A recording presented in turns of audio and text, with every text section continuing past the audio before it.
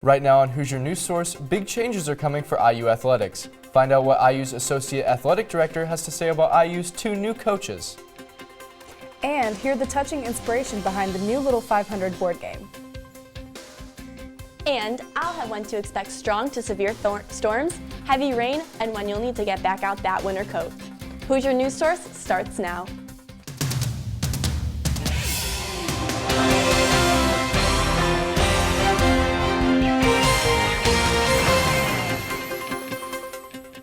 Hello, and welcome to this week's episode of Hoosier News Source. I'm Sarah Beckel. And I'm Andrew Biller.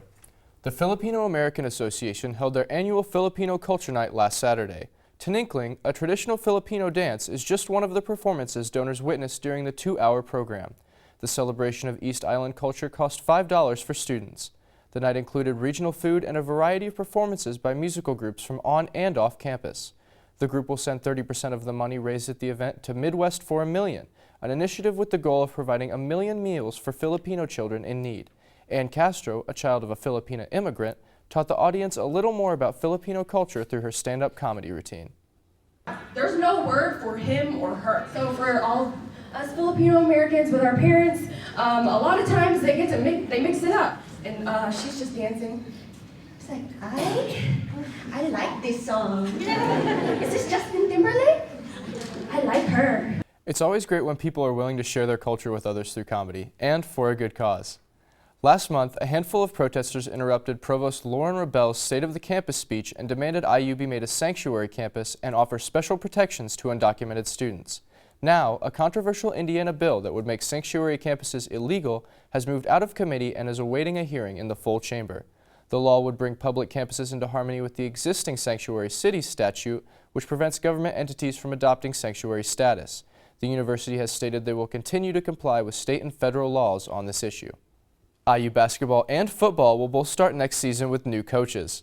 Hoosier News Source reporter Laura Puglisi spoke with IU's Associate Athletic Director about the big changes and joins us in studio with the details. Laura? IU Athletics has been in the spotlight recently as the coaches of the university's two primary sports have been replaced in the time span of 1 year. Early December, head football coach Kevin Wilson resigned, and this past March, head basketball coach Tom Crean was fired. Former IU defensive coordinator Tom Allen is a new head football coach. Allen took the team from the 119th ranked defense in the country to the top 40 defense in just 1 year. And former 6-year dating coach Archie Miller is the new head men's basketball coach. Miller has made it to the NCAA tournament the past 4 years. Associate Athletic Director Jeremy Gray says that Allen is a perfect fit and that Miller is a basketball coach from a basketball family who understands the culture of Indiana basketball. Gray says that the fact that both changes happened in just the same year is only a coincidence. There's not ever a plan in place to make a wholesale change. You look at them at a case-by-case basis, and it just so happened for a variety of factors, football and men's basketball happened in the same year. Ideally, we'd love to have a year where there are no changes, because that means that the programs are operating successfully and the future is bright for all of them. He says that although the changes have been a huge undertaking, they're excited for the new era. Sarah? Thanks, Laura. At Indiana University's Simon Cancer Center, the search for pancreatic cancer therapy continues. Associate Director for Science Research Mark Kelly, with the help of his colleague Melissa Fischel, have been making a drug that is designed to target specific proteins to block the growth of the cancer. A Phase 1 clinical trial will open at Simon Cancer Center. Participants with tumors that are no longer treatable by standard therapy are to take pills twice daily. The clinical trial will help determine the drug's safe dosage. IU was recently listed as one of the most beautiful college campuses in the United States. In recent surveys ranking colleges by beauty, landscape, and affordability, IU received recognition for its campus according to cntraveler.com. The impressive landscaping and natural beauty of the campus is what makes IU rank number 15 out of 100 most beautiful college campuses in America.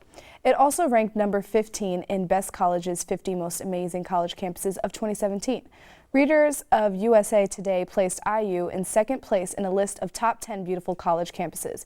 IU Bloomington ranks number 2 on Great Value Colleges with Beautiful Campuses. It was also in USA Today's Most Instagram Place in Indiana. Looking for a fun board game to play during the Little 500? There's a new board game out inspired after 2007 Little 500 rider Alex Bishop. After riding for the Cutters in the Little 500, Bishop went on to race in the pros. Soon after, Bishop faced a near-death experience that he said helped him realize a more meaningful purpose to life, the happiness that comes with bringing people together. Bishop put together his new mission to life, his passion for cycling, and his hobby of creating games and created Glory Gears. Glory Gears is a board game based on IU Little 500's race, where 2 to 8 players compete to get their team of cyclists around the game board. You can find the game this month at TI's Greetings, Common Room Games, Salt Creek Bike Shop, and Bloomington Toy Chest. Also, we will be having Alex Bishop in studio on our What's Up Weekly show on April 18th, so tune into that for more information on the game. Coming up on Hoosier News Source, rain, snow, and sunshine all in the same week. Zoe will bring you your weekly forecast ahead. And calling all women interested in building a house for Habitat for Humanity, we have a guest with us to talk about ways you can get involved. These stories and more coming up. Stay with us.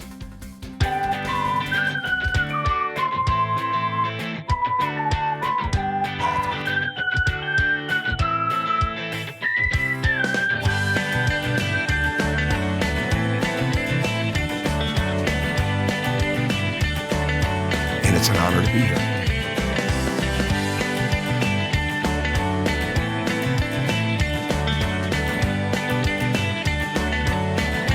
After suffering a season-ending injury in late March,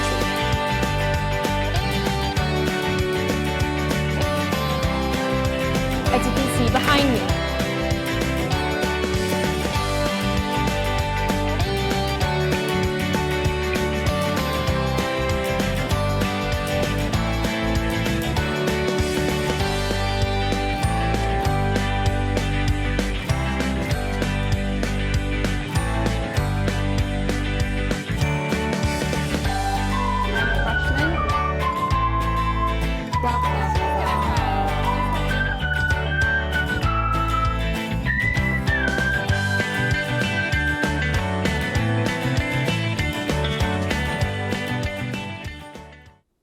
Welcome back. Bloomington has seen quite a mild start to spring, but Zoe joins us now to warn us about the cold snap next week. Zoe? Thanks, Andrew. Actually, this whole month of March has contained very mild temperatures. We have seen a high of 77 degrees and a low of 14 degrees, which is about 2.5 degrees above the average for the whole entire month of March. We have also seen above average precipitation with 4.43 inches as opposed to the usual 3.88 inches. We'll continue to see some mild weather as we move into Wednesday evening. At about 6 p.m. it will be 70 degrees, and as we continue out throughout the night, it will continuously get colder. There will also be some thunderstorms, very severe thunderstorms, passing through the area on Wednesday. These thunderstorms will be associated with a low pressure system that will be moving through the area. This low pressure system will bring along with it some severe weather. Some of these severe weather can include very heavy thunderstorms, large hail, the potential for strong winds, and even tornadoes, which is most likely to happen in the Ohio Valley region. As we head into Thursday, this low pressure system will have moved way past Indiana, leaving in its trail of very cold temperatures. These cold temperatures can also bring along some rain and even possibly snow showers and strong winds. So make sure to bring your hat and gloves when you go out Thursday. It's gonna be a very cold day. Then, while we'll see cold temperatures to the end of the work week, we'll warm back up over the weekend, thank goodness. So on Friday, we'll see 54, and then on Saturday, we'll warm up to 64 degrees and beautifully sunny. And then we'll end the week on Sunday with 72 degrees. So don't worry, Thursday is just one day of cold. Overall, we're in for a pretty wild ride for our 7-day outlook. Sarah, Andrew, back to you. Thanks, Zoe. You may have seen IU's Habitat for Humanity hard at work building houses for those in need. Now they have a special opportunity for women to get involved. Sierra joins us in studio with the guests to talk about Women Build. Sierra? Today I am here with Nancy Baldwin from Women Build. So Nancy, thank you so much for joining us today. Thank you for having me. Yeah, and so for those that don't know, Women Build is part of Habitat for Humanity. Absolutely. So why don't you tell us what makes Women Build different from just the simple Habitat for Humanity? Well, the biggest thing is that 350 women build 2 houses. Wow. And no men. No men at all. No men are allowed on site to help swing hammers with us. Fabulous. So what kind of made people want to start Women Build? Well, I think Habitat for Humanity internationally decided that they wanted to do something different.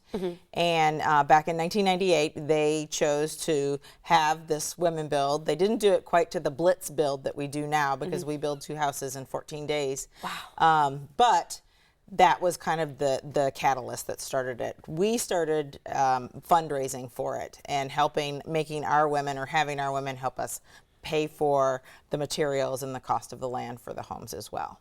Awesome. And so you had told me Women Build in Bloomington has been around for 16 years. 16 years. And so what are some places that they've built these houses? Are there things we can go see? Do they build them in actual Bloomington? Absolutely. Yes, they're all the Habitat houses are in Bloomington. Great. So the next ones that are going to be built are on the south side, south of the warehouse, off of Duncan and off of Wiley, which is actually near the hospital. It's north of the warehouse, but it's near the hospital. So there will be 2 houses side by side there. And then how do you guys choose who gets put in these houses? Well, Habitat for Humanity has 3 basic criteria that make you eligible to be a homeowner. One is you have to have a willingness to partner with Habitat, which means you have to put in some sweat equity hours.